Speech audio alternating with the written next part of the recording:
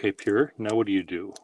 Now that you've turned that into this, are you going to put it back on your desk, or are you going to actually throw it out or put it in recycling? I don't know what bag that was, but that's where it is. Now, maybe I'll let you know in 3 months when I actually take that bag and put it in the trash. So I know the title of this live thing is a little depressing, but that's what happens when you live in the beginning of this century and you are creative and artistic and kind and thoughtful most of the time. And you're surrounded by just stupidity and hate. So why bother? Why bother getting up in the morning? So let's change the subject from that really depressing subject to something that's slightly less depressing. And maybe we can inch our way up and end on a happy note. So let's start with continuing with the unhappy part. A friend of mine in my building who collects just as many wacky things as I collect, though he usually aims toward analog technical stuff like cameras and phonographs, typewriters, and then he'll repurpose those objects. Usually they're already broken, and he'll make art out of it. I do the same kind of thing. But anyway, he sent me a text the other day and he said, I have a typewriter. Do you want it? The last thing I need is another typewriter. But I thought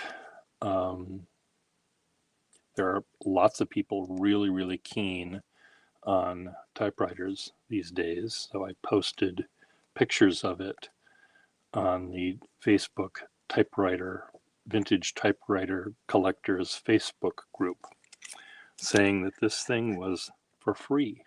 I took a couple of pictures, and it's a big, heavy Remington thing. It may need the little spring that pulls the carriage that way. That spring, the one that pulls it that way. And it might just be unhooked. Sometimes they just are no longer hooked to the carriage. That's probably what it is. I could probably fix it. If that's all it is, I know I could fix it. But anyway, I thought, let's let someone else do that fun thing. So I took pictures of it, posted it on this Facebook page, free. Send me a DM if you want it. I'll tell you. I told it was in Somerville, Massachusetts, so it wasn't going to be someone from Florida wanting to drive to get it. But I thought Boston and Somerville and Cambridge have probably many typewriter collectors that would like this thing. And if they already have one, maybe they are missing a key or something, and this one has it. So anyway, I put the posting up, and then I thought about it a bit, and I said, well, I'm going to, before this thing goes out of my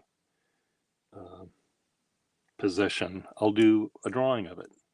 And I thought, well, I'll do a drawing on my iPad and just zoom in on, little gears and little keys and the mechanisms, the machinery,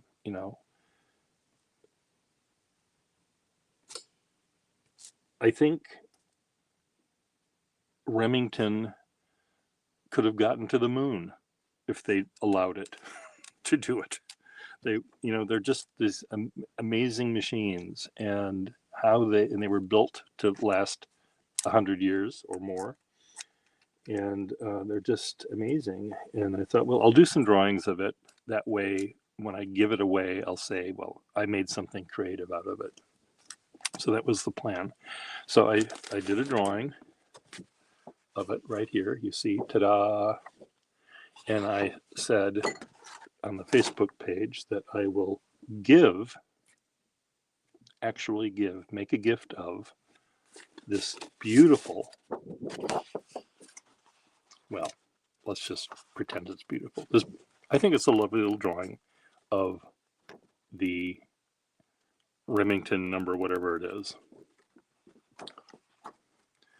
The number 2, an appropriate number for any big heavy thing you're trying to get rid of. Was it number 1 or number 2? I did a number 2. I'll be right back.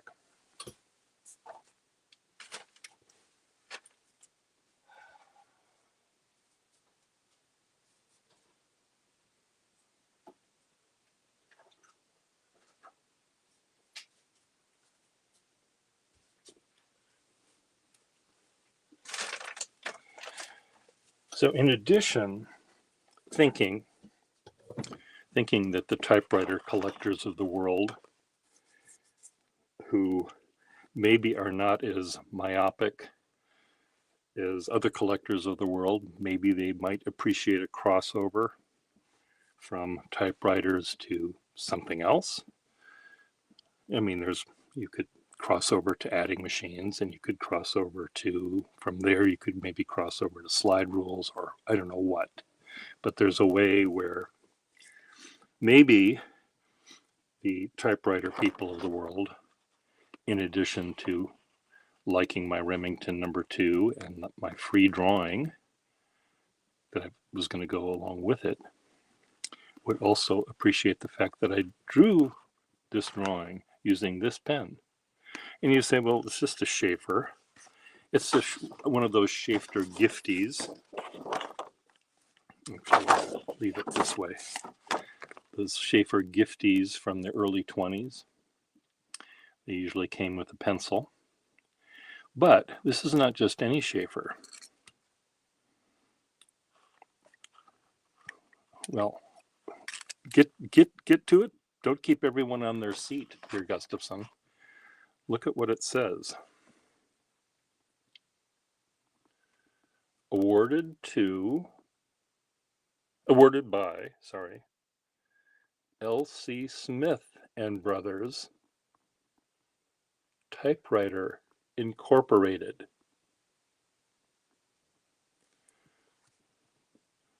What? And still people didn't want to get the typewriter and the drawing? I wasn't giving this away. I made that very clear. But isn't this cool that a typewriter company was giving away they would hope, obsolete writing instrument? I guess you still have to sign your letters, your foreclosure letters, don't you? But it's a really sweet thing, awarded by the L.C. Smith and Brothers Typewriter Company. I do also have diplomas given to people from the Remington Company and the Smith Corona Company for expertise in typing. I also show those to the typewriter people, and they are unimpressed.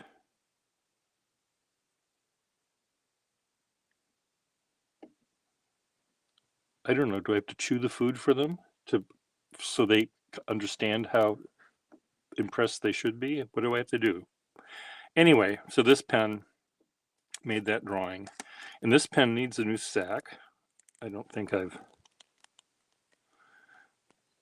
used this in a long time. So let's see. It's coming out.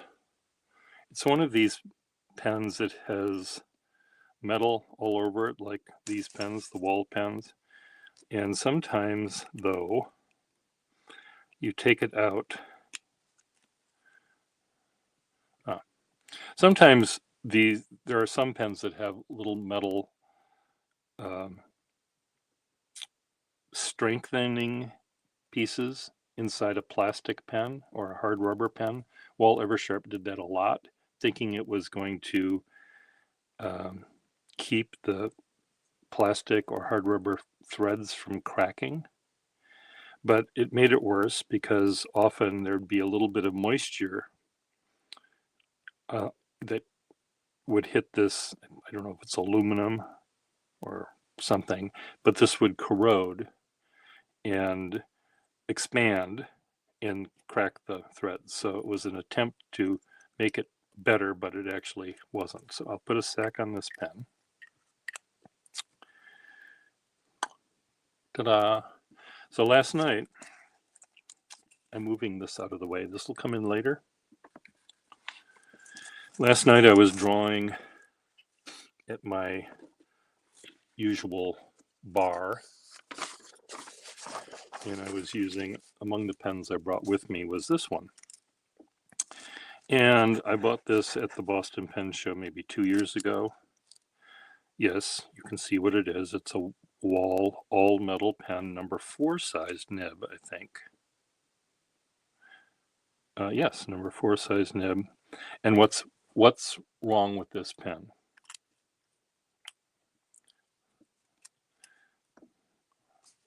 You can tell me by typing something in right now if you recognize what's wrong with it, or you can think about it and don't listen. Plug your ears when I tell you the answer, which I will in a minute. This pen was missing its lever, which often happens when a pen is 100 years old. And the person who sold this pen to me is very good at repairing pens, and he'll, is able to put a lever that works, functions perfectly fine, but it's not the right lever, but it works. And it doesn't bother me that much that it's the wrong lever. But this lever here is probably from a Sheaffer pen, probably from a pen like this or some other company. And the lever is supposed to look like this. It has a rounded end. So anyway, I was drawing with this last night, and ink was pouring out of the pen. I had just filled it, so I knew I put ink in it. And I don't understand why it was falling out of it. So I asked for some napkins so I could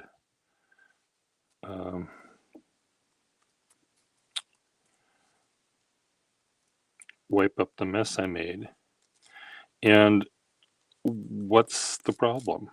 I mean, I see the sack is slightly flattened, which is indicative of it perhaps losing some of its ability to expand and contract and expand and hold the ink, but it doesn't seem to have any holes in it. But it was leaking as if it did. So what I'm going to do right now, I'm going to put this in my mouth and I'm going to blow.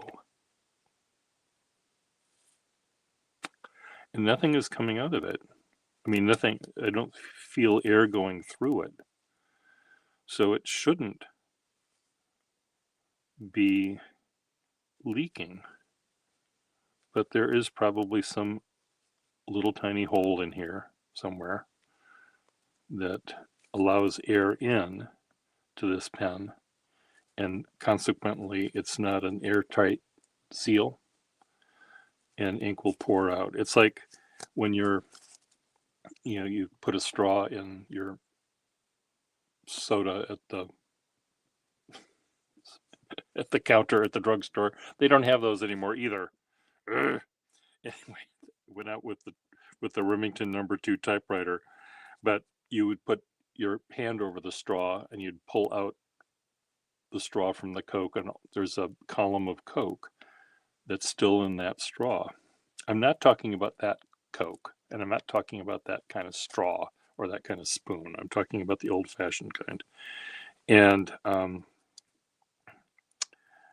you take your finger off, and the Coke falls out of the column of Coke falls out of the straw, and that will happen with your pen. This will be filled with ink, and if there's a little tiny hole somewhere here, or a little tiny gap where maybe the shellac didn't seal and somehow air can get into this thing, the ink will pour out. Another thing you will learn, if you don't know this already, but if a pen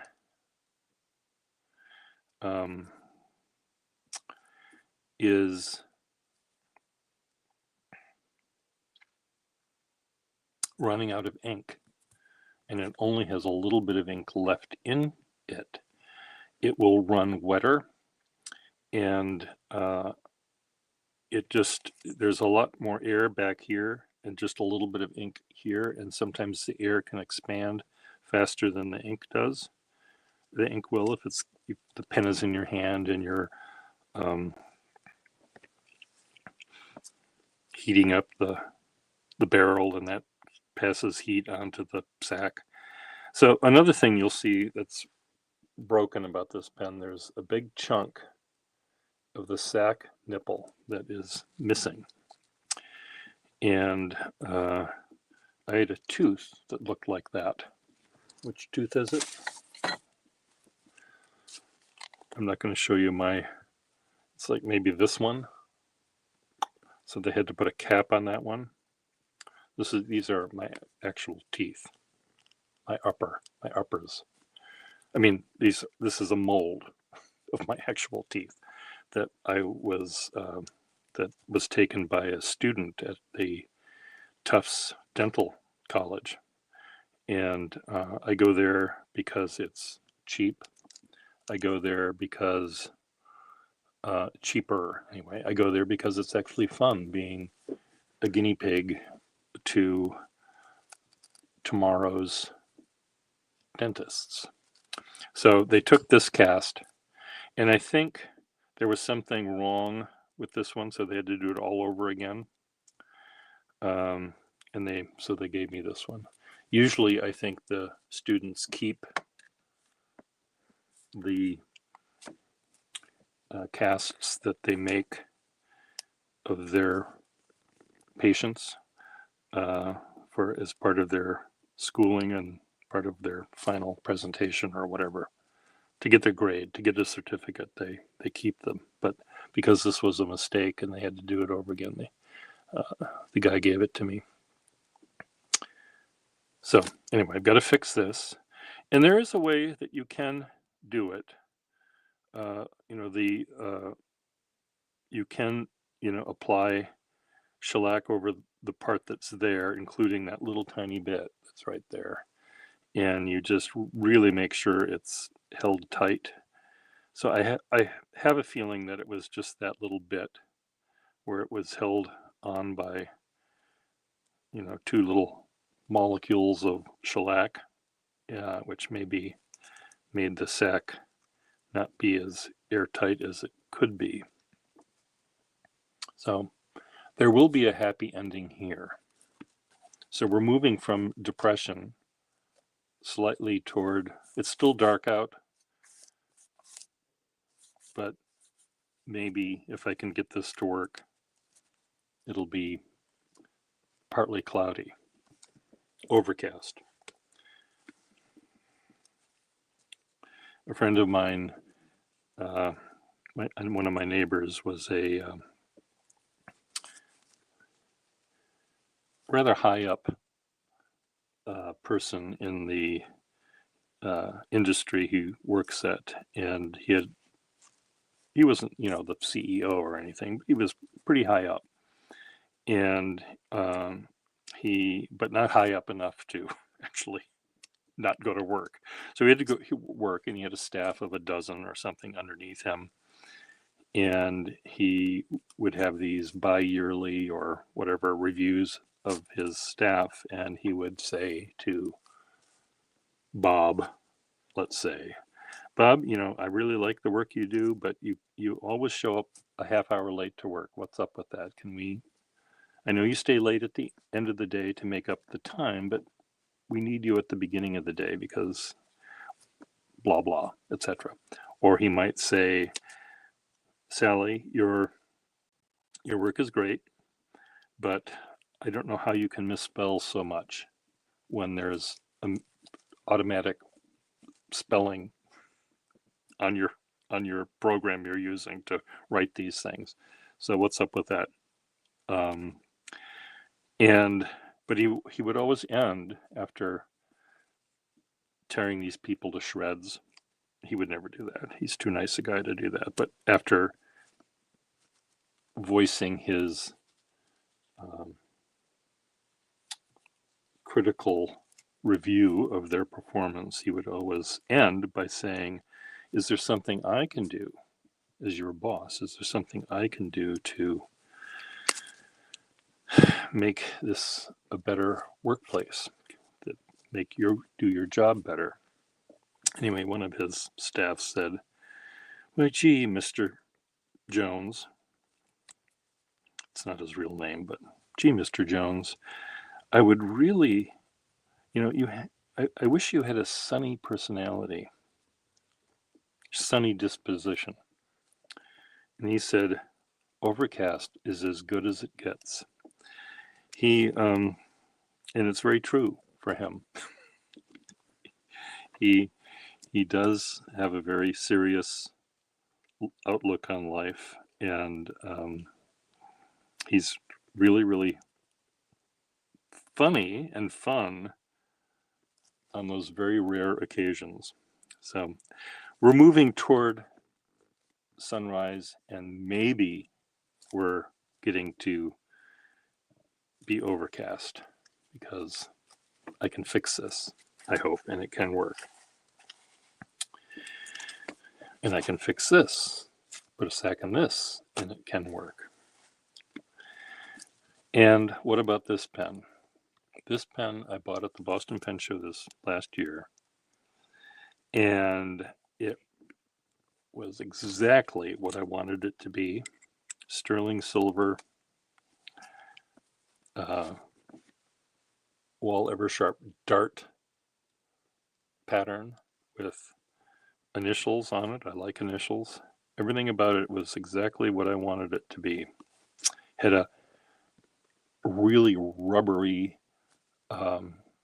wall nib, not too fine, but rubbery, and I could sketch and push it around and do all these great sketches with it.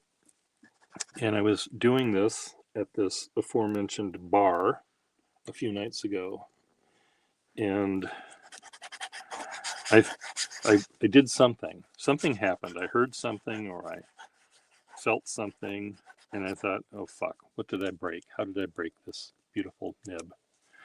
And it's very similar to what it seemed to do before, but every once in a while it would skip.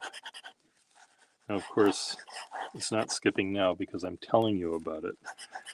I thought, well, is it the paper I'm using? What is different now after?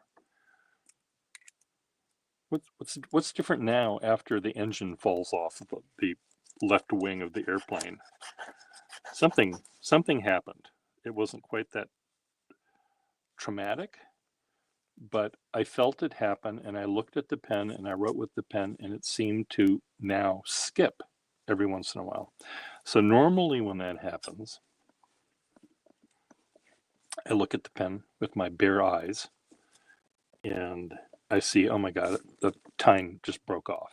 And then I look at the paper and there's a little tiny piece of iridium right there. And I'll say, oh, fuck.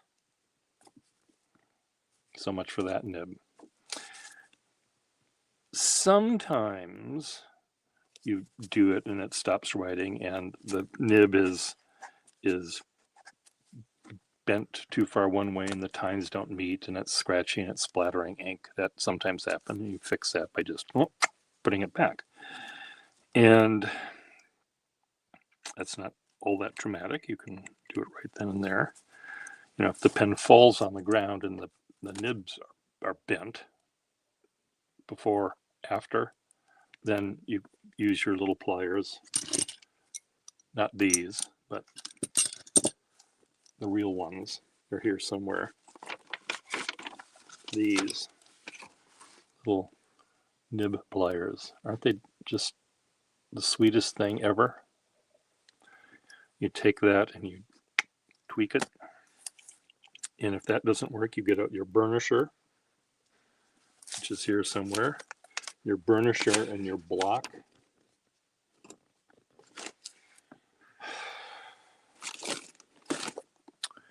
And you fix it.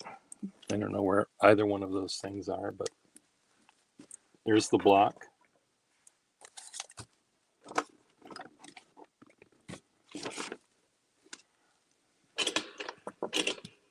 Here's the burnisher. How does this work, you ask? Well, you take your nib out of the pen. This is not the nib, but you take the nib out of the pen. You set it into the trough here, and the trough is concave there, and you set this, you sort of line it up to where you think it should go, and then you take your burnisher and that's the sound it makes, and then you rub this thing back and forth, pressing down on one tine and the next, and well, if it's only one tine that's broken, and you'll sort of push it around and you will hopefully get the tines back together like that.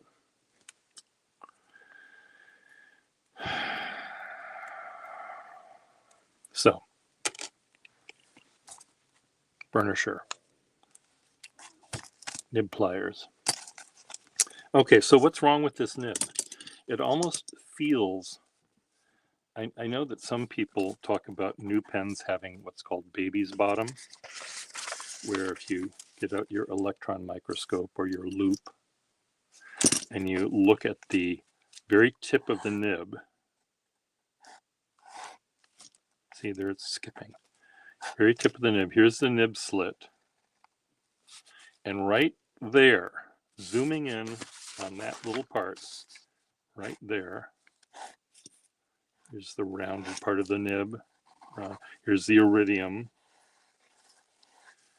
Right now, modern pen manufacturers sometimes stupidly polish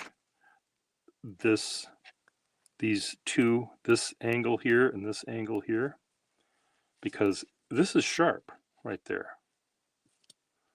And what's nice about that is it not only brings the ink from the sac all the way down and actually makes contact with the paper. If you burnish it or file it or smooth it or grind it, whatever the term is, and then you make something that looks like that, I guess that resembles a baby's bottom to some degree, I guess. There's no way that the ink is going to get from here to the paper. Here's the paper, here's the ink, and look at this. All this space in between. So you end up having to, remove with your emery board or your file or your grinder, you have to remove this much tipping material to make it work. Is that what see it's skipping? So I'm wondering if my trauma to this pen made the nib at the very tip, somehow, just this much of the nib was pulled aside, so that, sometimes, it's fine, but sometimes it skips. And it's not skipping because the ink flow isn't there. It isn't skipping, because I'm hitting sometimes pens will skip if you go over an area that has the oils from your hand, because here you're writing on dry paper and you go over the oily bit, and it's just a fingerprint will do it. Maybe it has to be a sweaty fingerprint, but the ink will skip on some papers. So anyway, I am trying to figure out what the heck is wrong with this nib. And I tried looking through my loop. I'm going to try again. It all seems together. I don't get it. I do not understand. So what were these doing there at the beginning of the program? These are beautiful binoculars made in 18 something or other. Telescopic binoculars. And what are they made of? Are they sterling silver, Per Gustafsson? Is that what they are? No. These are, this was made at a time when this metal was more costly than gold. I suspect by this time, actually, the metal had dropped in value. When people first started using this metal, it was very hard to figure out how to make it work. And I don't know the mechanics of it. I'm not a chemist or a physicist or whatever you need, mineralogist. But this, the very tippy top of the Washington Monument in Washington, D.C., the little pyramid at the very, very top, was not made of gold. No, when it was built, they made it out of this metal, which was more costly than gold. And what metal is that? Write your answers below. It's a very light metal, which is why binoculars were made of it. Before these things would be brass. But some were made of this metal because they were lightweight.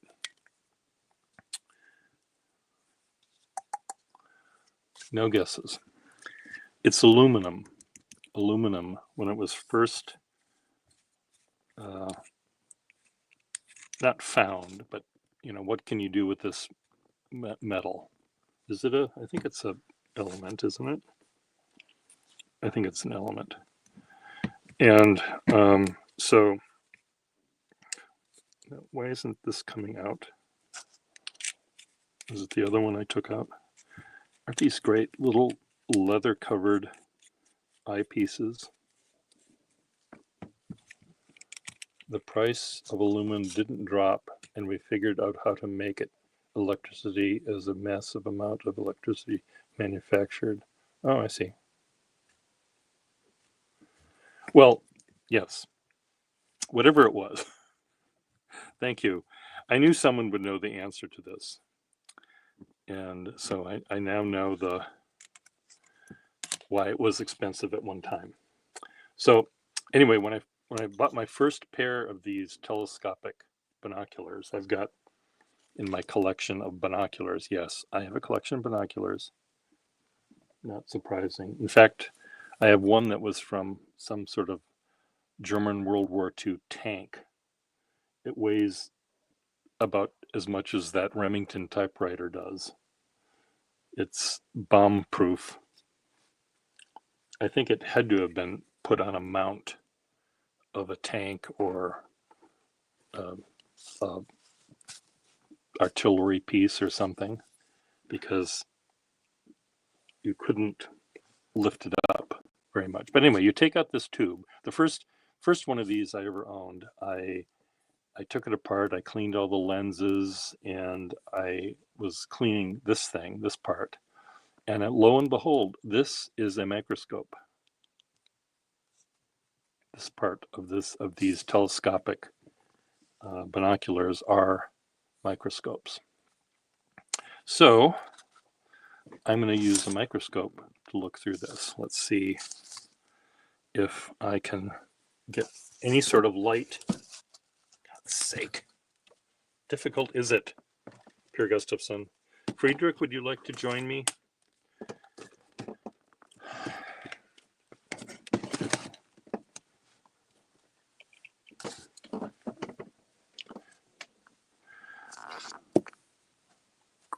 Again, it looks like it's fine.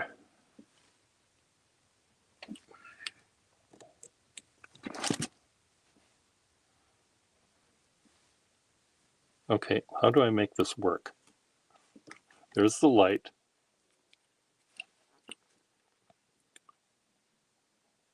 Here's my loop.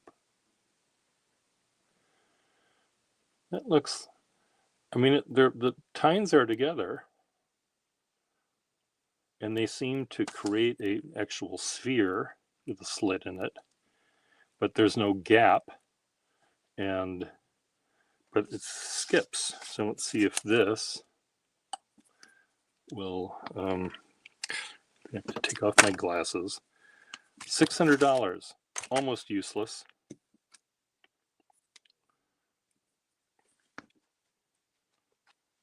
Take off the smudge. That's the 100-year-old smudge. Oh, there's also this. What does this do? This does nothing. These two lenses and this turn it into a microscope. These two lenses and that and the one at the end turn it into a 10 power at least binocular telescope. For almost all the binoculars I have, 8 power is the lowest I go. Oh, this is great though. If I can figure out what I'm looking at. Oh, I see. It's turning it upside down.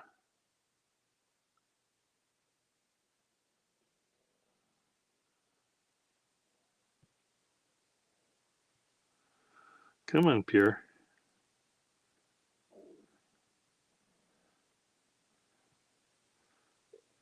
Well, I don't know. It seems they seem together. Put my glasses back on. Maybe what I'll do is I'll take this number 4 out of this pen and maybe swap it with this pen. Sometimes, even though that's a Schaefer, even though sometimes you can take 2 number 4 Watermans, 2 number 4, 2 number 2 Watermans, or 2 Eversharp Skyline nibs that are the same size. You take them out of one pen and you swap the nibs, and it works. They both work better, or they both work worse. There's all these little things that make our life difficult. Okay, let's see what Friedrich had to say about joining me. I'm guessing once the era that they were still using raw chunks of iridium and then hand finishing, they have a tiny bit of it cracked off under the microscope. Like tiny craters through iridium. See, I'm learning all sorts of stuff. I didn't know that. I thought that they used true iridium. Would you like to join me and explain it to me?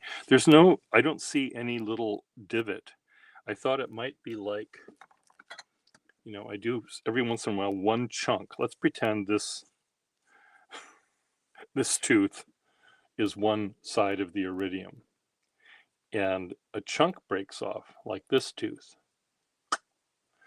and there's still a big chunk of iridium there, but chunk breaks off. It's like a calving of a glacier. You know, an iceberg chunk comes off. If it did come off, it would have been on the inner side where they meet. But I don't know.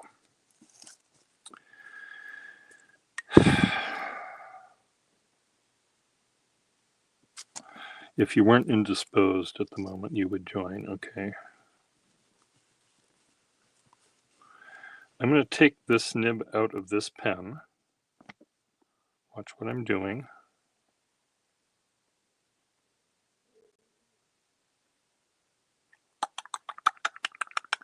That's the sound it makes.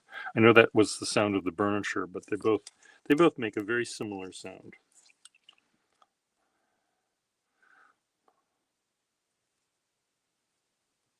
Okay, this is the one. See, I was talking about this one earlier, Friedrich. It was leaking yesterday at the bar, and there's a big chunk of sack nipple that is not on this pen, and I think there was enough for it to make contact for it to work. I'm going to just see if this will fit in here, and it does. Let's see if by changing the feed,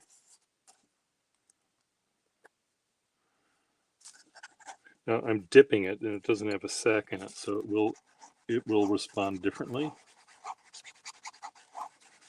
because there's no air. I mean, there's no sack in there to sort of hold the nib in. But this seems to be actually working better. I'm using I did put the broken nib in that one, didn't I? I think I did. Let's see if this one. It's funny, this nib slid right in. So the diameter, the thickness of the gold is probably way different.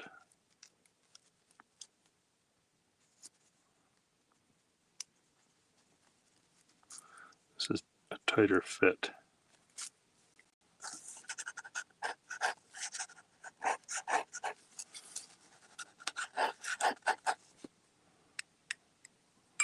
What do I think? Do I like this better on this pen?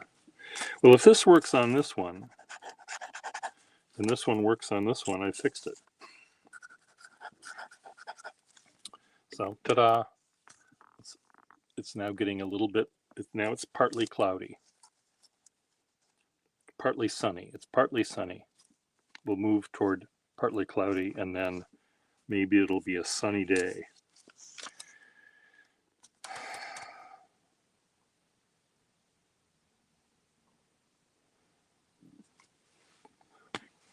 Another thing, Friedrich, a lot of these sacks I have, and these are sacks that I thought were new. I mean, they came from the Pen Sack Company. They sort of are spongy. That's the best word. And sticky.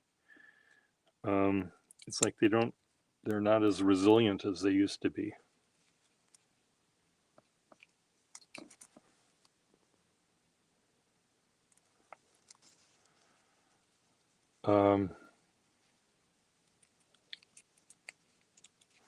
Anyway, let me.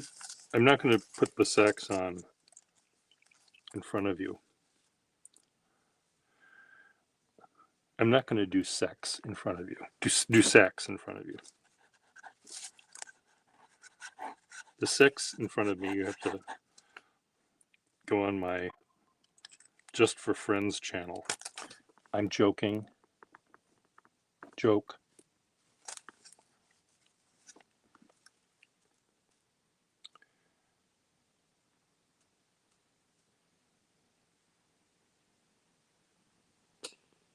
Oh dear.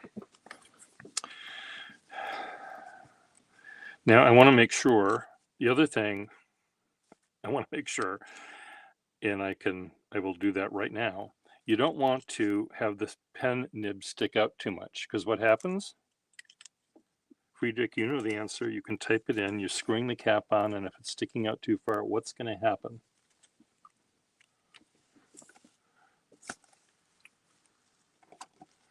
Friedrich knows the answer.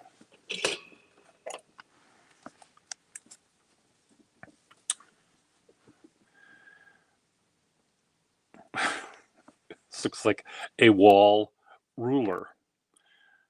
They sort of have the same kind of clip going on. Pretzel nib. That is what happens, pretzel nib. So using the Wahl Eversharp ruler, you shove this in all the way to so it hits the top. The inside of the top of this is down to about there, but let's measure it. Let's do it the right way, Pierre. We slide that over. It's like using a Burdick device. You young people, even old people, don't know what a Burdick device is. Friedrich, do you know what a Burdick device is? Friedrich will know. On what part of your anatomy do you use the Burdick device?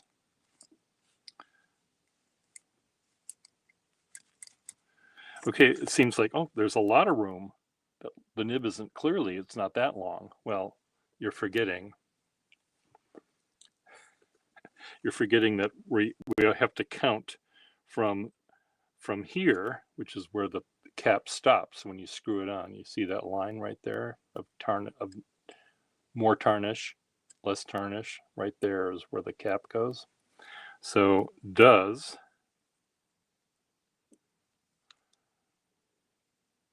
it looks like I've got some room to spare. So that's great. We're not going to have pretzel nib. This will make seal contact without the nib hitting the top. The Burdick device, for those of you that don't know, was this contraption about the size of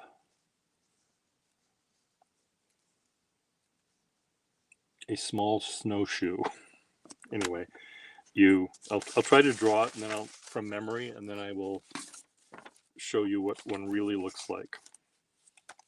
Okay, which pen has ink in it now that I've taken them all apart? So you would go to your shoe store, and the Friedrich, I'm not going to say this about all shoe store salesmen, but most of them were pretty creepy. Don't you think? Maybe they were creepier to women than to men. But anyway, it's this contraption that sort of looks like that. And then there's these things that slide up and down and to the side. So there's a part for your heel here, and this goes this way and that way. There's one for your toes that go back and forth. And there's all these markings along the side. So I suppose only one of these moved. This one is stable, because otherwise the scales would be more complicated. So this would slide down, and if you were a size 8, it'd slide it down to there, and there'd be a big pointer here that would go to the letter 8. And then if you were a size 12, you'd be all the way up here. And it probably went to size 15, probably, for men.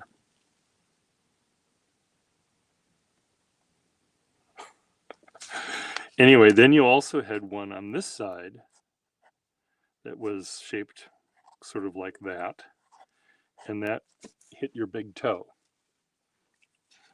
And that sort of decided whether you were an E or a double E or a whatever they were. What sizes are they? Triple A? A and E, I think. Or D. There was a D in there too. Maybe it was AAA, AA, A, B, C, D. Is that how it worked?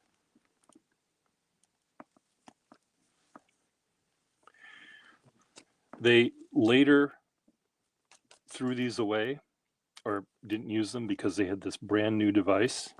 And you go to the shoe store and you'd put your foot under this camera, and the camera would take an x-ray of your foot until people started dying of cancer because of radioactivity.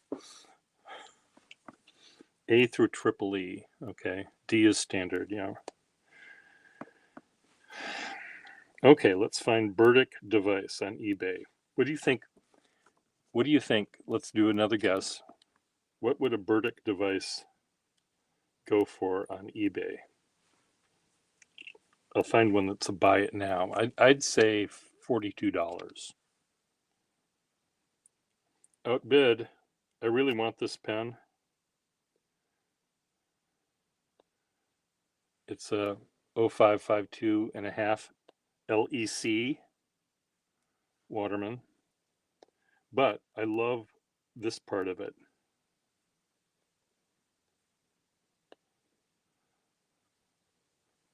It's inscribed with nice Germanic hatched letters, POW. Isn't that great? It's $153. And how many 9 hours are left?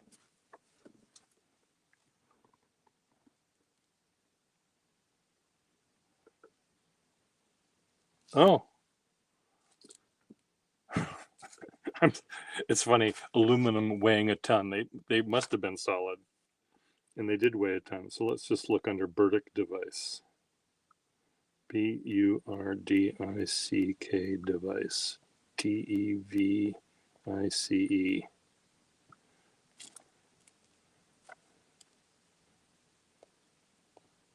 I must be spelling it wrong. It's showing all of these computer things. Foot, shoe size, shoe size.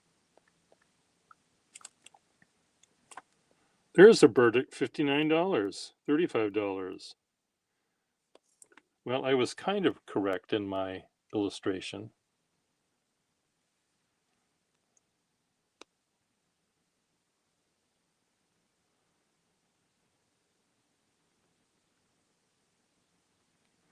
So this one,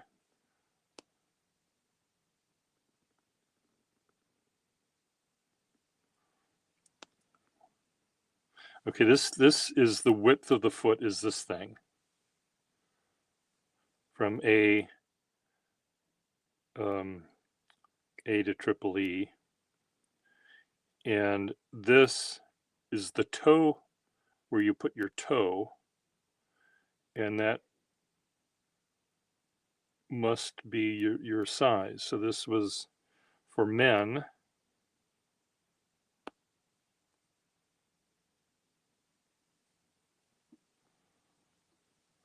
Men it was for one and the other one was the other. How does this work? Find that image again. Feet left align length, right align length. I'm really confused.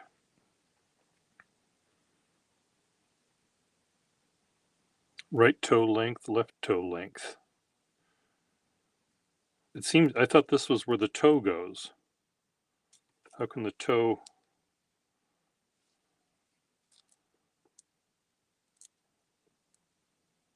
Right toe length. I don't know, I'll have to... Left heel.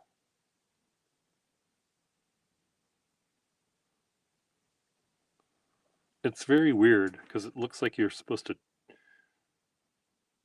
turn it upside down to read the number. I'm very, very confused by this. I'll find a YouTube video about how to use your Burdick device. I bet they probably have. This is Premiere. This is the Premiere one. Bannock device, not Burdick.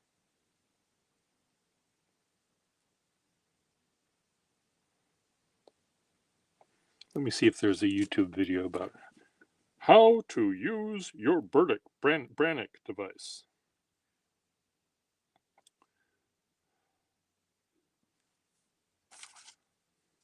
It'll show a black and white movie, and a lady will come into the store, and she'll be wearing white gloves, and she'll be wearing a hat, and she'll sit down and find the shoe she wants, and then it'll show the pervert or the actor playing the pervert saying things like, "What a lovely hat, Mrs. Jones. I haven't seen that one before. Oh, yes, Mr. Smith. I just got that." Is that how it goes?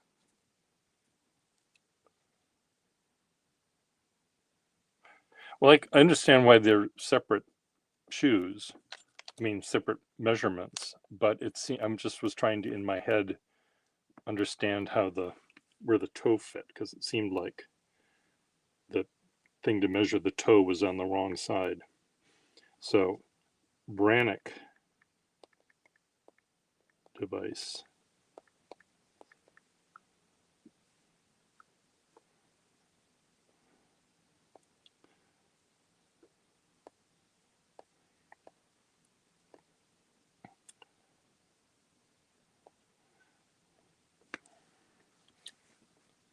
We'll see how this. I'm Travis with San Luis Podiatry Group. I'm the podorthist here. Podorthist. Video on how to be centered at the first metatarsal head. This will give us the overall arch length, and you want to read the numbers facing away from your heel, so the numbers facing your toes. In her case, her arch length is a size 10 and a half, because the center aspect is right between 10 and 11. Okay, I'm already bored. I thought there would be a vintage one. Vintage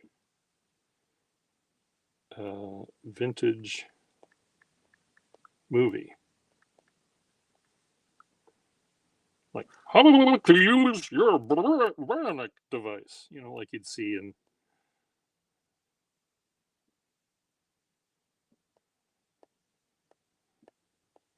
It would be black and white.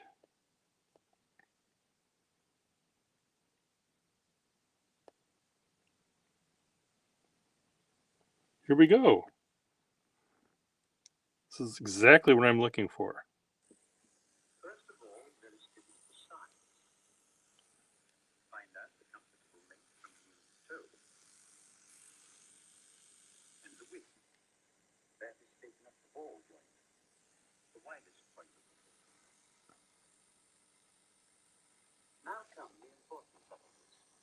It is the shape. There is the high. Anyway, you can barely hear that. So, Friedrich, you might get a. Would Al Bundy be such a pervert? I think we'll let. I never watched that show, but if he sold shoes, probably. It seems to me that there was this TV show where Don Knotts, short-lived TV show where Don Knotts was a shoe salesman, or was it Robert Cummings? It's just one of these shows where it doesn't matter where they work. It's never about shoes. Like, I thought Sanford and Son being a junk store would be really cool, because they'd be talking about all these cool old stuff that they were buying and selling. No, that's not what it was about. In an alternate universe, it'll be about that. I was going to tell you something. It was right on the tip of my little brain.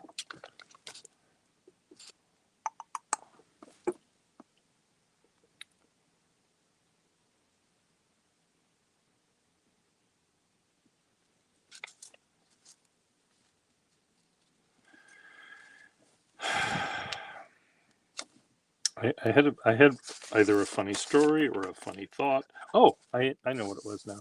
So when I first moved to Boston, this is 40 years ago, there was a store that was very close to South Station. Here's downtown, here's South Station. And right here was the store, right there. That's where it was on the map. And it was this old storefront. They occasionally might have washed windows, but I doubt it. It all looked very dusty and gloomy. Maybe one light bulb was on because they couldn't afford to have two of them on. And in the window display was right on the street, right on Atlantic Avenue, I think. Here's the window, here's the door. And it was a big place, biggish place. Here's the window. And here's their display of items for sale. This is what they do. Blah Blah Shoes Company Incorporated, whatever the name was. And the shoes were all for people with club feet. You know, there would be a pair of shoes, one would be normal, the other one would have heels this big, or there'd be some with, clearly medical reasons. Maybe some had metal straps and braces attached to the shoe to keep your to work as a bone that's missing in your body or something. So it was orthopedic shoes. It had become a place where you would buy orthopedic shoes. But you go into the thing, and on the wall, here's the counter where the cobbler is working on whatever job he had. And there's a chair, hardwood chair. There might have been a chair and a Burdick device and the little inclined plane, that you put your foot on. There could have been that, but I doubt it. Oh, they must have had to have measured your feet, no matter how funny they looked, to be able to make the right shoe. Anyway, on the wall were dozens and dozens and dozens and dozens of framed outlines of feet. So here's the frame. Here's the outline of usually the pair of feet.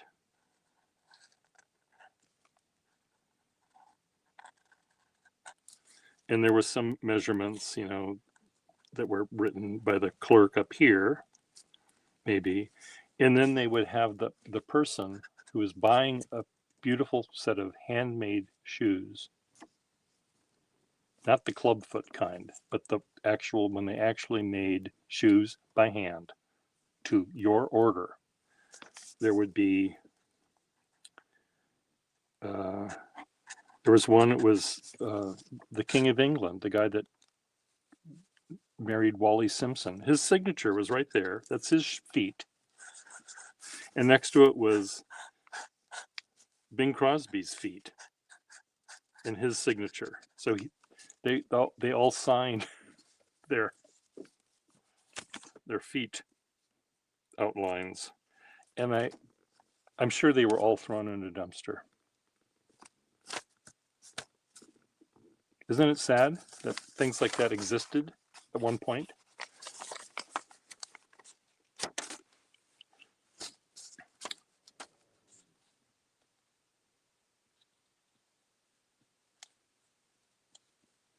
Oh, that's nice that they allowed that.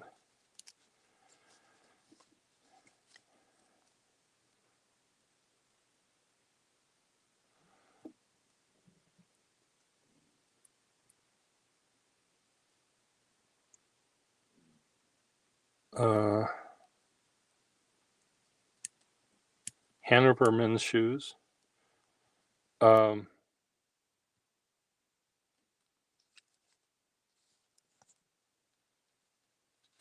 I wonder if that was the name of the company.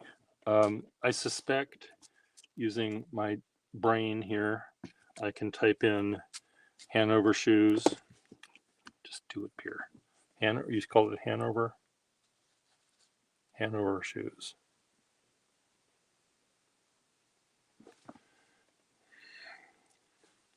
I mean, they have records and old maps and old phone books that they digitized. So maybe it's Hanover Shoe Store, Boston.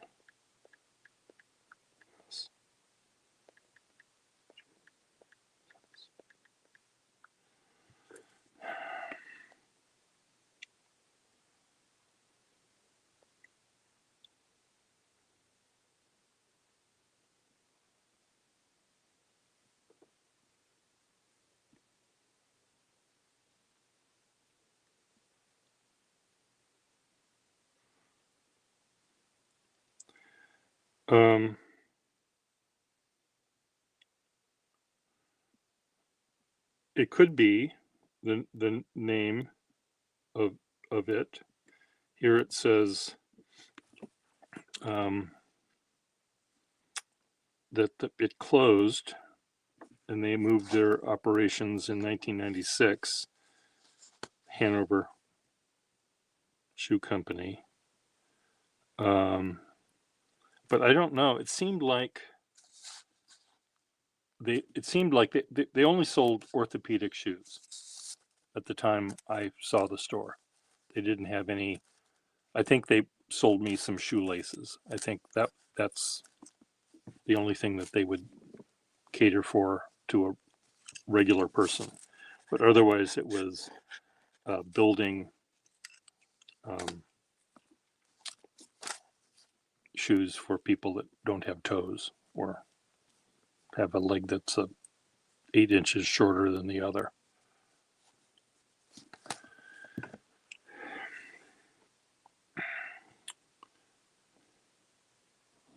I'm gonna orthopedic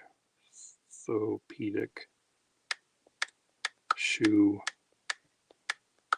company store, Boston. Massachusetts.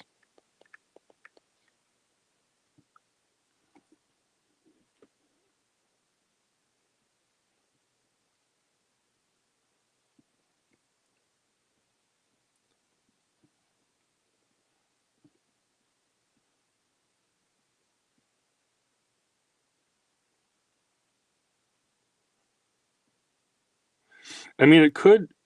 I just see here there's one top 10 orthopedic shoes. I mean, it could be that they're still in business and they moved the company to a different location, and maybe they still have all those pictures on the wall.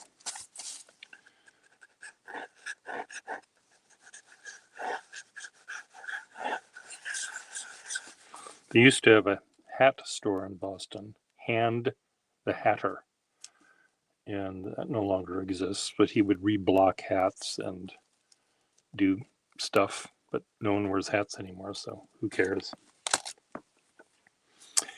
It's 10 o'clock almost, and I haven't had breakfast yet, so I'm going to make myself some. I'm going to pour cereal in a bowl and eat it.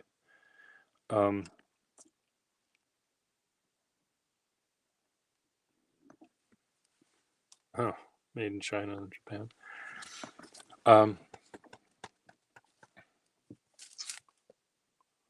It might very well be. So, Friedrich, let's plan on you joining me live sometime. It's been a long time, and I miss you. And I think it's time we should rectify that. What are your thoughts? Anyway, you all be good. Sheldon, if you're still here, nice to see you. And we'll, whoever else is here, say hello to you. We went from gloomy and suicidal to hungry, and I hope this pen that I just, by swapping the nibs, made it work, but it is skipping.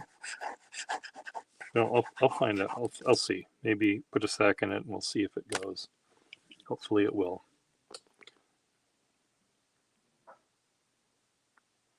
Okay, be good, everyone.